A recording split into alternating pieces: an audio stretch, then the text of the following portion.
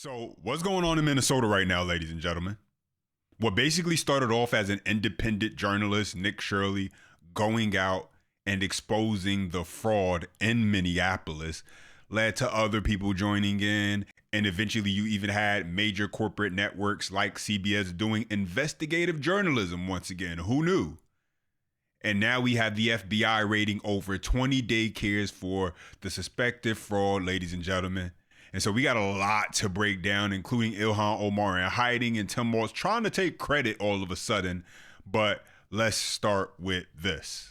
Just moments ago now, large-scale raids targeting federal fraud currently underway. Federal agents seen leaving the Quality Learning Center. And Brooke Taylor has more on that and what they're looking for. Brooke, good morning. Hi, Bill. Good morning. Yeah, we have had a photographer there at the daycare since this morning, capturing video of those federal agents just going in and out of the building, collecting evidence as part of the DOJ's fraud investigation in Minnesota. Take a look at this video here. Sources tell Fox that federal agents are raiding about 22 businesses across Minneapolis this morning. And sources say many of them are tied to Somali-owned operations.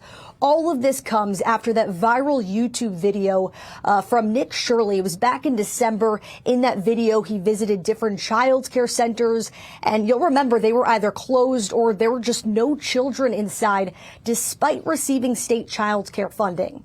Now, the location that you're looking at right now, it's the Quality Learning Center. This is the daycare. It went viral. It blew up on social media because of a sign outside with learning that was literally misspelled. The Education Secretary at the time claimed that the daycare received $1.9 million while, quote, masquerading as a daycare.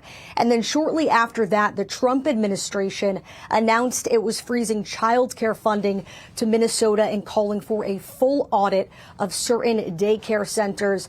And just checking my emails now, it looks like we got a statement from DHS sharing, quote, Homeland Security investigations in cooperation with our law enforcement partners executed criminal search warrants in Minneapolis relating to the rampant fraud of U.S. taxpayers' dollars.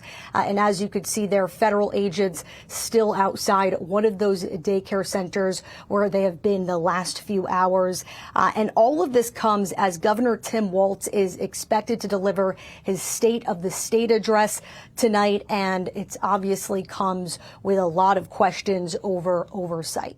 And so don't forget, ladies and gentlemen, this is a new attorney general we have right now, Todd Blanche. He replaced Pam Bondi. And so is this a part of a more aggressive but still calculated effort by the Trump administration? Because what we also know about this right now is that there were no immediate arrests, but obviously that could come later. But that didn't stop the ICE out task force people in Minnesota who still want to be outside like that. That didn't stop them from coming out trying to stir things up. And so take a listen. Our photographer tells us that some protesters showed up to one of those daycares. They thought that our cameramen were with ICE. And again, the DOJ says this has nothing to do with immigration. This is about the DOJ's fraud investigation. Yeah, and so we'll see what happens with this. They raided over 20 daycares. Now, the most infamous was the Quality Learning Center that they raided today. Also, one thing should be noted that that daycare was already closed. They shut down operations after things got a little too hot with all the attention.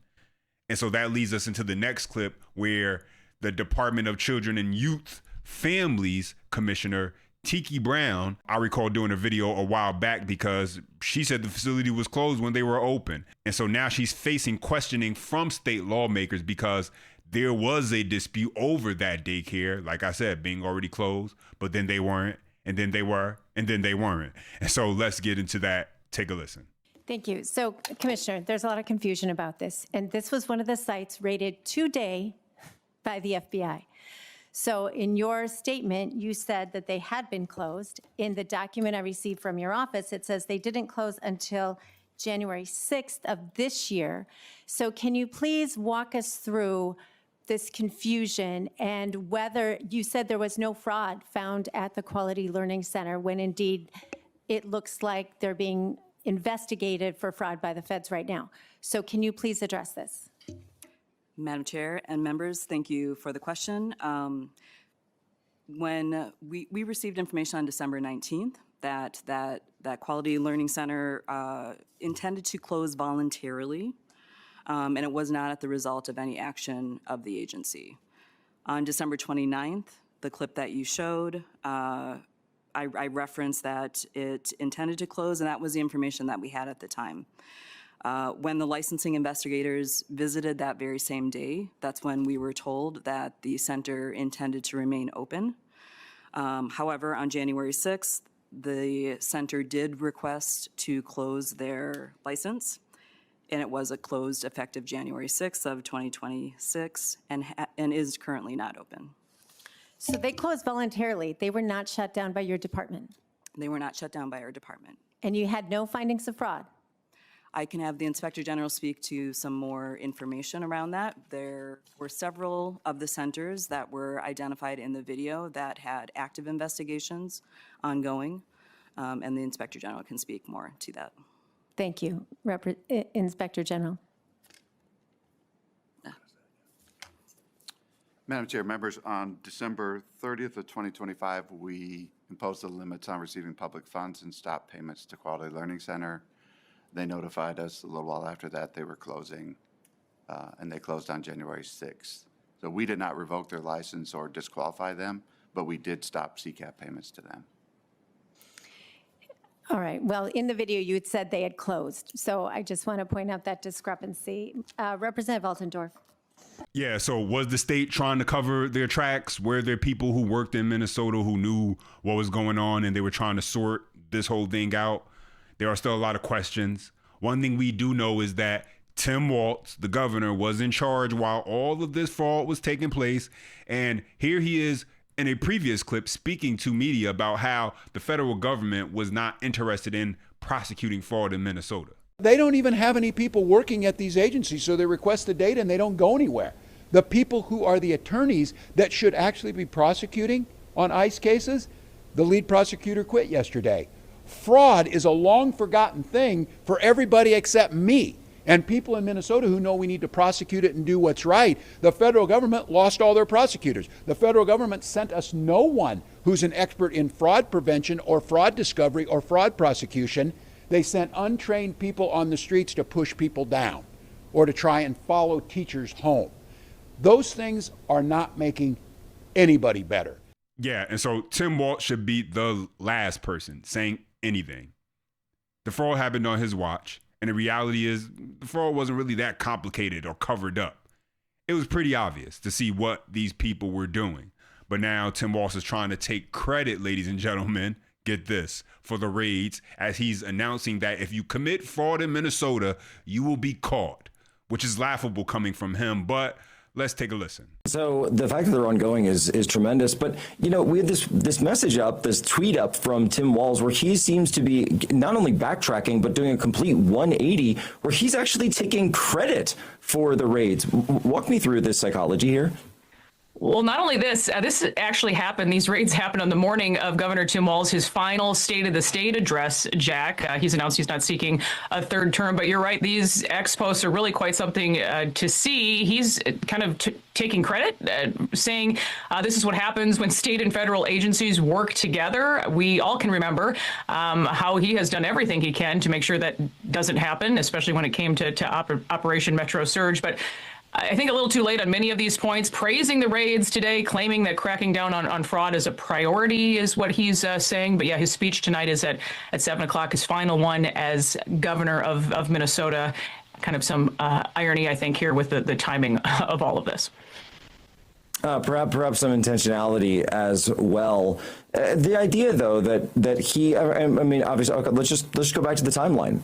You at Alpha News have been reporting on these things for years. There have been multiple indictments, I think just under 100 indictments in just one case alone in this. Has Tim Walz been helpful in these things at all up until this? In fact, Jack, he has been in office this entire time that fraud has really made the news cycle. So we're talking $9 billion in fraud. That's on record. We've heard as high as $20 billion in fraud, programs specifically designed for fraud. I'll just highlight this autism program. I talk about it a lot. I think there are five, from what I'm hearing, autism centers that were a part of these raids this morning. But that program alone, it's known as the EIDBI program, it saw its total costs go from $38 million to $324 million. And that happened in just a 4-year period. That's just one program I'm talking about here. And again, Governor Tim Walz in office, this entire time. Yeah, and so you got Tim Walz clearly wasn't in a rush to do anything about the fraud in Minnesota because it was happening right on his watch. How do you not take notice to that type of jump in program spending in autism programs without at least looking into it? Unless you knew what was going on or you just had willful ignorance. Which one is it? And so Tim Walz wasn't the only Democrat in Minnesota making it easier for fraud to take place. Ilhan Omar also is being investigated, as now she's in hiding, basically, not really saying much these days as she is trying to cover her tracks, as many of her friends and colleagues in Minneapolis and the Somali community in particular have been getting arrested and taking plea deals. More on this tonight. We are joined live by Minnesota State Representative Kristen Robbins. She's the chair of the Minnesota House Fraud Prevention and State Oversight Committee, also a candidate for Minnesota governor. Thank you so much for being here tonight. And we hear from Congresswoman Omar, who has said this discrepancy involving the Safari restaurant was nothing more than an accounting error.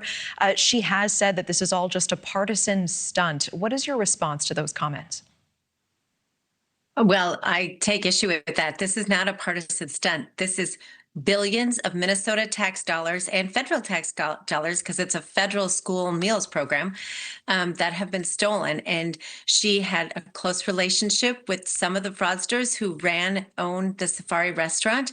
She had her campaign events there. She appeared in a video that we played in committee where she was speaking in Somali from the restaurant, explaining how the Meals Act, her bill, is what created the opportunity for people to have much more access to these meals during COVID. So she was in on this from the beginning. She was the driving force, basically, behind opening the floodgates for fraud to be able to happen without the guardrails to actually protect taxpayer dollars. But yeah, every time you turn around, Democrats want to come up with a new way to take more of your tax dollars, despite the utter incompetence. And I think she should, as a public official, come and answer the questions. So she didn't show up. She didn't respond to us. She didn't respond to a reporter. So we've set a deadline for May 5th for her to respond to our questions. What specific evidence do you have in regards to the Congresswoman's role in this alleged fraud case? So there are a few things that are raising concerns, which is why we want to talk to her. So the first is that she authored the Meals Act, which was passed in March of 2020, and that took the guardrails off the federal school nutrition program. So all of a sudden, income requirements, the need to eat the meal on site, the fact that restaurants were now able to provide the meals, all of that happened because of her bill. So she took the guardrails off the program, and then her friends who own the restaurant and were some of the convicted fraudsters jumped right in and participated. So we need to understand that relationship. But also in the case, the court case, Feeding Our Future, which was the U.S. versus Amy Bach, her staff is listed in many of the trial exhibits for communications between her office and the Feeding Our Future people. So I want to get those underlying exhibit documents, and so I've asked her office for them. I think it's very important that we understand what kind of communication she was having with these fraudsters. And not everyone in the documents has been charged, but many of the people have been charged and convicted, and those that aren't, still had a relationship with her office. So we're trying to just understand the truth. And I think she owes it to taxpayers in Minnesota and around the country to come in and answer these questions. Do you have a message for the Congresswoman tonight? My door is open. I would love to meet with you and your staff. We would love to give you a platform to testify and share your side of the story. So we do hope you will come and join us at the House Fraud Prevention Committee. I mean, you have given the Congresswoman a May 5th deadline to produce documents to answer questions in writing. It seems that as a federal lawmaker, she doesn't seem clearly legally obligated to appear before a state committee. What happens if she misses that deadline? I've been in touch with my colleagues at the House Oversight Committee because this was a state program where the fraud happened, but it's a federal program, the Federal School Nutrition Program, where the money comes from. So the federal government also has jurisdiction over this. So I've encouraged our colleagues on the House Oversight Committee and the Senate Judiciary Committee in Washington to also take a look at this. And obviously, they also have jurisdiction over the changes in her campaign finance report, which showed she had at one point between $6 and $30 million, and now all of a sudden she has, under $100,000, and that's wholly their jurisdiction. But I also hope they get to the bottom of that, because clearly there's something very amiss there. Yeah, exactly. And at some point, this all can't just be a coincidence and a new excuse. Everything around Omar, from the alleged immigration fraud, marrying her brother allegedly, to introducing the Mills Act, which allowed for the Feeding Our Future fraud to even be possible by businesses in Minnesota that she was campaigning at, she was endorsing, doing promotions, and now even with the accounting error, not a millionaire, right? It's all making your sketchy radar just go off, ringing. But she gets away with it. Why? Because, well, she can say that they're coming after her because she's an immigrant. It's racism, right? And so it's always a way to deflect. But that's why we need these investigations. And listen, the reality is it's hard because you need to be able to prove enough to actually take her down. And listen, that's easier said than done. But those are my thoughts on the update. Now I want to hear back from you. Drop your comments down below. As always, if you do enjoy the content, smash that thumbs up, subscribe for more. And as always, until next time.